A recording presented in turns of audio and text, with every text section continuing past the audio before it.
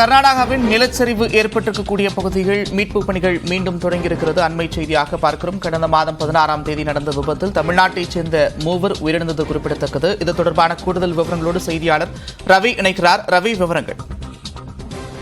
நந்தா, அதாவது கர்நாடக மாநிலம் உத்தர கன்னட மாவட்டத்தில் உள்ள சிரூர் பகுதியில் தமிழ்நாட்டைச் சேர்ந்த லாரிகள் 3 லாரிகள் சென்றிருந்தன. கடந்த ஜூலை மாதம் 16ஆம் தேதி இந்த சம்பவம், அதாவது அங்கு தொடர் மழை பெய்து கொண்டிருந்த சூழ்நிலையில் மலை பகுதியில் மண் சரிவு ஏற்பட்டு விபத்து ஏற்பட்டது. இந்த விபத்தில் நாமக்கல் மாவட்டத்தைச் சேர்ந்த சின்னான் மற்றும் சரவணன், தருமபுரி மாவட்டத்தைச் சேர்ந்த முருகன் ஆகிய 3 டிரைவர்களும் லாரியுடன் சேர்ந்து மண்ணில் புதை கொண்டனர். இது தொடர்பாக அந்த மாவட்ட ஆட்சியரும் நாமக்கல் மாவட்ட ஆட்சியரும் தொடர்பு கொண்ட சூழ்நிலையில் அந்த சின்னான் மற்றும் தருமபுரியை சேர்ந்த முருகன் இருவரும் இறந்த நிலையில் மீட்கப்பட்டனர். இந்த சம்பவத்தில் லாரியுடன் சரவணன் என்பவர் மண்ணில் புதை கொண்டார். அவரை தேடும் பணியில் அங்குள்ள மீட்பு பணியில் தேடி வந்தனர். ஆனால் உடல் கிடைக்கவில்லை. உடல் கடைசியாக அவருடைய உறவினர்களுடைய ஒப்பிட்டது வகையில் சரவணனுடைய உடல் அதாவது குறைவான பாகங்களுடன் கிடைக்கப்பட்டன.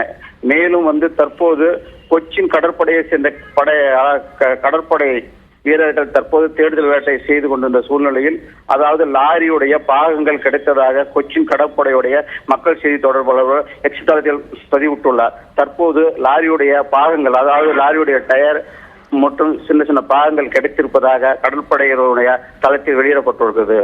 நந்தா, நன்றி ரவிக்குமார், விரிவான விவரங்கள்.